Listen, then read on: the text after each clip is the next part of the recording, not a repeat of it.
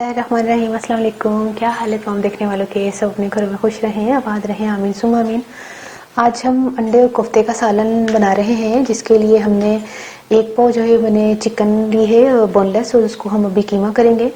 तो मशीन में मैंने डाल दिया है, और एक ब्रेड स्लाइस है, 1 टीस्पून लहसुन अदरक है, और नमक हमने थोड़ा सा इस्तेमाल किया, 1/4 टीस्पून, 1 टेबल स्पून जो है वो बेसन है, इसको हमने भून लिया है। अगर नहीं तो आप चने जो भुने हुए मिलते हैं उनका भी पाउडर ले सकते हैं। 1/2 टीस्पून जीरा है, 1 टीस्पून सूखा धनिया पिसा हुआ है, 1 टीस्पून लाल मिर्च पिसी हुई है, 1 खाने का चम्मच फ्राई किया हुआ प्याज है। तो फिर शुरू करते हैं। सारी चीजें इसमें हमने जितनी भी आपको भी बताई हैं सब शामिल करके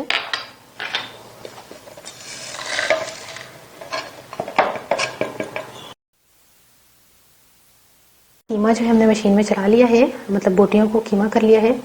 हमने थोड़ा सा हाथों पे ना ऑयल या घी लगा के इसको कोफ्ते बना लेने, इस तरह थोड़ा सा दबा लें। ये देखिए, जो भी साइज आपने रखना है, छोटे रखने हैं, बड़े रखने हैं। अब मैं तमाम जो है मैं बना के आपको मिलती हूँ। कोफ्ते तैयार हो गए हैं। अंडे हमने बॉईल करके रख लिए हैं। अंडे आपकी मर्जी है 4 करें, मैंने तो 6 किए हैं। अच्छा, इसके अलावा हम जो है अब ग्रेवी की तरफ चलते हैं। तो 2 खाने के चम्मच हमने दही लिया है, 1 अदद प्याज को हमने फ्राई कर लिया है, 1 चाय का चम्मच जो है हमने लहसुन अदरक का पेस्ट लिया, 1 टमाटर है, 1/2 टीस्पून हल्दी, 2 टीस्पून लाल मिर्च पाउडर, तो 1/2 टीस्पून जीरा, 1 टीस्पून सूखा धनिया, 2 अदद हरी मिर्चें। नमक आप अपने टेस्ट के हिसाब से शामिल कर लीजिए, मैंने 1/2 टीस्पून लिया है। गरम मसाला और हरा धनिया जो है वो आखिर में जाएगा। और इसके अलावा 1/3 कप जो है हम ऑयल इस्तेमाल करेंगे। फिर शुरू करते हैं। तमाम सामान जो है वो हम पीस कर लेकर आते हैं मशीन में, और इसके बाद इसकी ग्रेवी होगी। तो ज़रा मुलायम सी ग्रेवी बनानी है, हमने इसको पीस कर लेकर आते हैं। सारा मसाला हम पीस कर लेकर आ गए हैं। कढ़ाई में 1/3 कप हमने ऑयल शामिल किया, और इसमें ये दही भी हमने इसी में शामिल कर लिया। ठीक है, इसको हम भूनते हैं मसाले। ऑयल ऊपर आ जाए ना,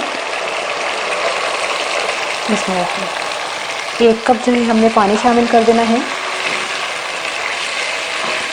अच्छा, इसको उबाल आने दें। 1 उबाल आने के बाद फिर हम कोफ्ते शामिल करेंगे। जैसे ही उबाल आ जाए कोफ्ते शामिल कर दें,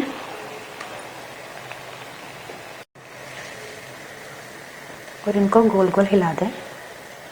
क्योंकि ये चिकन के हैं इसलिए जल्दी गल जाएंगे। अगर आपने मटन बीफ लेना है तो आपको थोड़ा टाइम लगेगा, इसलिए उसमें पानी भी ज़्यादा शामिल करना पड़ेगा, ताकि गलते हुए थोड़ा पानी सूखेगा जो, तो वो उस टाइम तक गल जाए। वैसे हमें भी थोड़ा कम लग रहा है पानी, तो बस थोड़ा सा और शामिल करके ना इसको ढक के ना 10 मिनट के लिए पकाते हैं।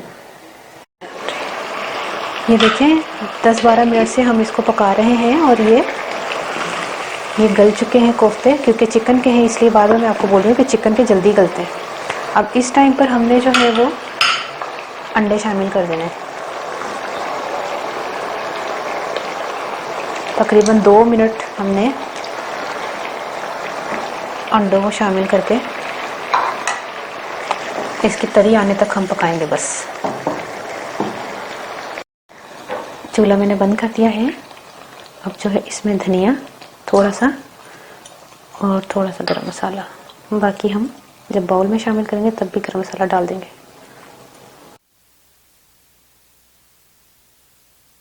अब इसमें धनिया डाल दें, और थोड़ा सा जो गरम मसाला बच गया था वो डाल दें। ठीक है, ये तैयार है। हूँ मैं पंजाबी साजा, मैं ना कीमा लिया सी, कीमा नहीं गोश्त लिया सी, तो ओदा मैं कीमा जो है ना घर मशीन च कर लिया। तुसीं चाहो तो बीफ लो, मटन लो, तुहाडी मर्जी है। तो मशीन च एक बारी जरूर चला लेना घर दी मशीन च, ताकि ਉਹਦੀ एक बाइंडिंग अच्छी आ जाए। तो यह वे के फिर ਉਹਦੇ ਵਿੱਚ मैं सारे मसाले पा के ਉਹਨੂੰ कोफ्ते बना ले सन। बाकी ग्रेवी वास्ते मसाला ਤੁਹਾਡੇ सामने मैं दसिया सी ਜਿਹੜਾ इंग्रीडियंट्स, ਉਹਨੂੰ मैं मशीन च चला लिया सी, थोड़ा सारा पानी पा के ना, तो जग च चला लिया सी, ताकि ਉਹਦੀ मुलायम ਜਿਹੜੀ ना ग्रेवी हो जाए। वो मैं ऑयल पाया तो सारी ग्रेवी ਉਹਦੇ मिक्स की पाई है। तो बस कोफ्ते पा लेने, 10-15 मिनट च गल गए ने। अंडे पा के 2-4 मिनट उन्होंने पकाया, धनिया ते गरम मसाला पा के तैयार। माशाल्लाह ज़बरदस्त किस्म की रेसिपी, अंडे कोफ्ते बनाओ तो ट्राई करके ज़रूर मैंने दसना कि तुम्हें रेसिपी कैसी लगी। और तंदूरी नान के नाल ज़्यादा मज़ा आएगा, या पराठे के नाल भी ज़्यादा मज़ा आएगा, जिदे नाल भी दिल चाहता है खा लो। तो ट्राई करके मैंने कमेंट कर देना। अपनी दुआ ज़रूर याद रख लेना। ओके, अल्लाह हाफिज़।